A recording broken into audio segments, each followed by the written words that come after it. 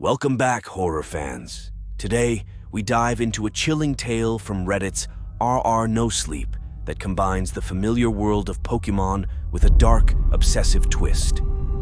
This is the story of Professor Willow's terrible Pokémon obsession. Get ready to uncover the sinister secrets lurking behind the beloved Pokémon universe. Stay tuned and let's get into this creepy tale. Back in the year 2000, I used to work at a comic book store. This was at the height of Pokemania, so the place had morphed into a shrine to all things Pikachu, and the store was constantly annexed with screeching children. Life was loud and chaotic and filled with concerned parents. Before every shift, I'd hotbox in my car to stay mellow during the after-school rush. Being 19 and stoned, I'd do my best to avoid any semblance of responsibility and leave all the heavy lifting to whoever was on shift with me. For about a month and a half, I got paid to stand around the store and stare off into the ether. With enough complaints from my co-workers, however, a regional manager was summoned to check on the quality of customer service. The moment I walked into the store, I was chastised for coming in late and not looking presentable. The manager was the spitting image of my middle school math teacher. He smelled like a dentist's office and had it out for me. He took notes on everything I did and would ask all these super patronizing questions that made me sound like an idiot. Mandy, my co-worker who was responsible for the majority of the complaints about me, was barely containing her joy. Every time the manager chastised me, Mandy kept grinning this stupid grin that was making it hard for me to keep my cool. To look busy and mainly to get away from Mandy, I excused myself to go speak with the customers. That's how I met Professor Willow. Not being a child or a parent, Willow stuck out of the crowd of our usual clientele. I had seen him in the store a couple of times before. Small, balding dude in a dress shirt and spectacles. He looked like he was killing time before catching the bus to the adult math camp. Willow never bought anything. Every time he'd pop into the store, he would just stare up at the big poster of the 1 in 51 Pokémon in complete silence. Sometimes he'd pick up a pack of stickers or trading cards and examine it, but it never held his attention for long.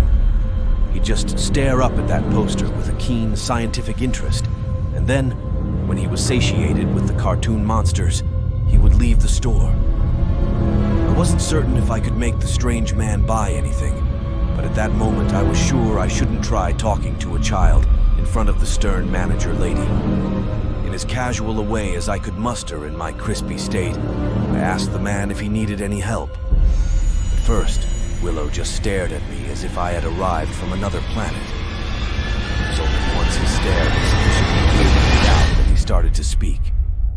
His voice was low, and he seemed to choose every word with the utmost caution. It quickly became obvious that the man was batshit crazy. Willow told me how he had seen the creatures on the posters before. In his dreams, for well over a decade, he had seen a world filled with Pokémon of flesh and blood. The longer the spectacled man spoke, the more he was getting worked up. I feared a scene, so, to calm him down, I asked Willow if he wanted to buy anything. My question seemed to pull him back from whatever internal wonderland he was traveling. With a hint of embarrassment, he nodded. This was a store, after all, he said. It would be impolite to not make a purchase, he said. I expected the man to grab a pack of trading cards and call it a day, but Willow kept picking away at the shelves until he had a sizable purchase of stickers, cards, and books. He picked out the items with a sort of guilt, as if he was paying penance to be in the presence of all these cartoon monsters. Both the manager and Mandy seemed to be in awe of how I got the strange man to buy so much stuff. I, of course, knew my sales skills had nothing to do with the purchase, but I sure as hell pretended that they did. When I rang Willow up, I told him I'd be happy to answer any other questions he had about Pokémon if he ever came back to the store. This wiped the guilt off his face. With a thankful smile, he told me he'd be back soon. I didn't get fired that day, far from it. In fact, from the day I met Professor Willow, I became the top salesman in the branch. Every day I sold to a market of one, but that singular customer had deep pockets. By the end of the month, Willow owned one of just about every piece of Pokémon merch we carried. He bought all the book sticker collections and video games. Willow even bought 2 of the overpriced Game Boy Colors and a Game Link so that he could catch all the Pokémon across the different versions of the game. The man was obsessed in a way I had never seen before. He snagged up every new piece of merch like it was a priceless collector's item, but more importantly, he asked questions. He asked very specific questions.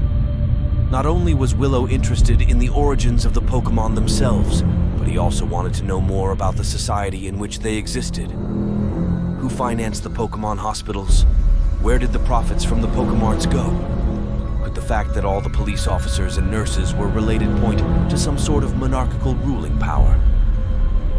With every visit, Henry Willow filled my stoned head with all sorts of theoretical questions about the Pokémon universe.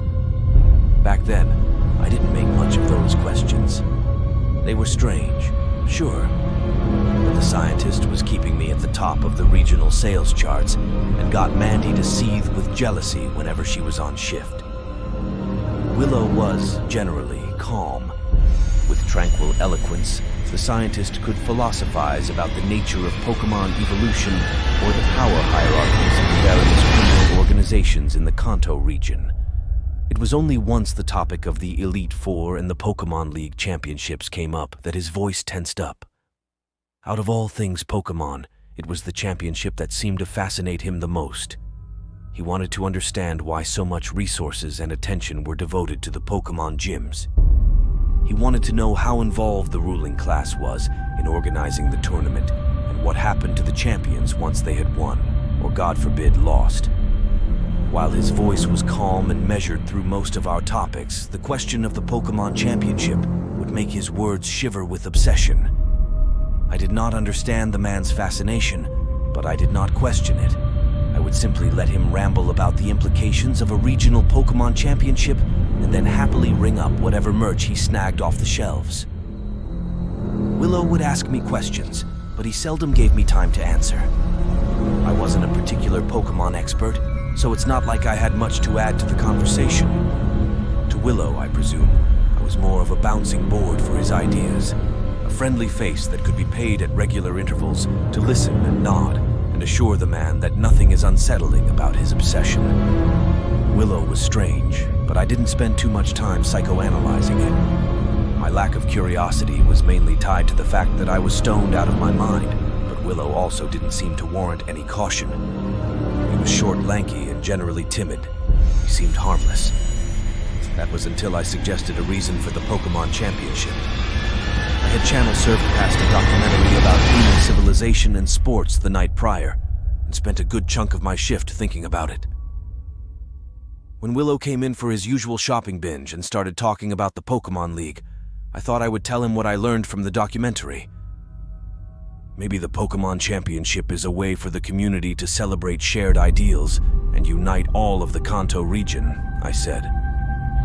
I didn't think my comment was particularly insightful. I thought it was just an innocent observation about a hypothetical situation. My comment, however, set Willow off. With madness blazing behind his spectacles, Willow started to ramble. I was right. The Pokémon Championship was being used to unite the whole island into a single set of values. The Pokémon Championship was being used to make it easier to rule over the Kanto region.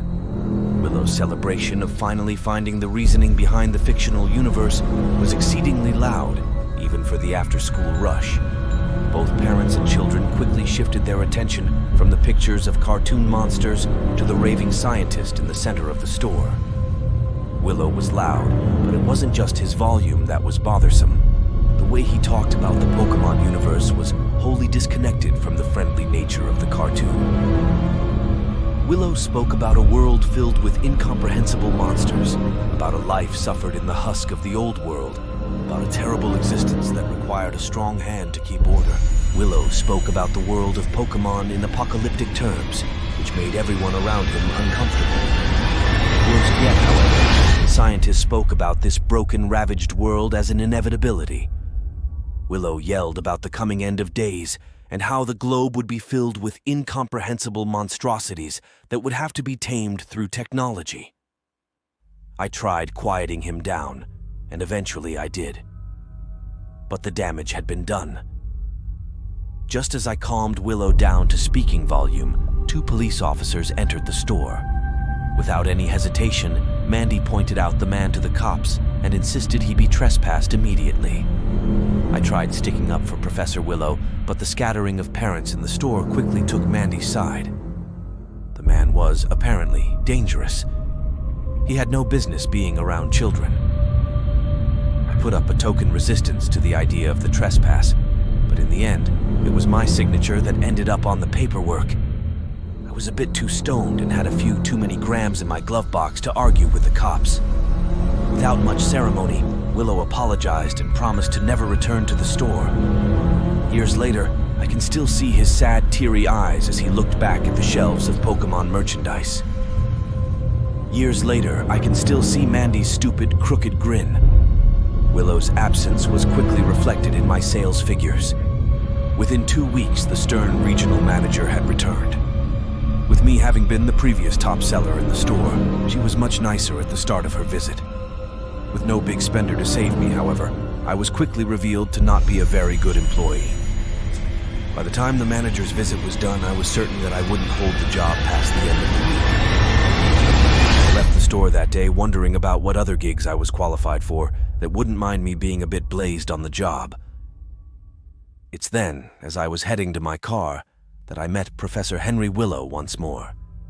He approached me in the parking lot, profusely apologizing. It wasn't until I accepted his apologies at least 3 times that he finally calmed. Once he was sure I held no grudge against him, he revealed the true nature of his interest in the world of Pokémon. He had seen similar creatures in his dreams and visions. That was true. What he never told me, however, was that he was a scientist specializing in genetic manipulation. He had seen unnatural creatures in his dreams, yet in accordance to the dreams, he brought those creatures into reality. The manager's visit had soured my mood, but listening to the lanky man explain how he could create Pokémon, or hybrids as he called them, cheered me up. I thought he was kidding, so I laughed. Professor Willow, however, found little humor in his subject of study. He claimed that he had been working for months on developing these hybrids, and that he had kept some of his samples in a storage facility not far from the comic book store. Willow had worked independently for all of his career, but recently he had come across like-minded scientists out east. He offered to take me to his rented lot at the storage facility. He offered to prove to me that his hybrids were real. The prospect of seeing Pokémon in the flesh was alluring enough. I was about to accept. Yet before I could agree to join him, the scientist produced Polaroid photographs of these supposed hybrids. He must have pressed around 20 of those flimsy photographs into my hands, but I did not see more than 5. They were far too disturbing. Merely looking at them made my stomach churn. Even though I was looking at mere photographs, the freshly sown sweat across my back made me certain I was looking at something patently against the laws of nature. I have done my best to forget what I had seen on those Polaroids, but I recall a strange 6-legged cat-like creature covered in thick green vines. I remember an amorphous glob of gray flesh covered in a symphony of bug eyes that seemed to be hiding beneath a layer of shrubbery. I remember a dog, an almost regular-looking dog, engulfed in fire with hot magma dripping from his cheery maw. I rejected Professor Willow's offer to see his hybrids that night, and I do not regret my decision. As lanky and harmless as the man seemed, there was something patently wrong with the creatures he had developed. God knows what would have happened to me had I followed the mad scientist to his storage space that night. It's been well over 2 decades since this all happened, and I try not to think about it. Yet every once in a while I find myself wondering whatever became of Professor Willow. I find myself replaying the events of that evening in my head, trying to ascertain how real the creatures that he showed me were. With the pandemic and the wars, and constant nuclear safeguarding over the past couple of years, I find myself wondering how likely it is that Professor Willow's visions of the future will come to pass.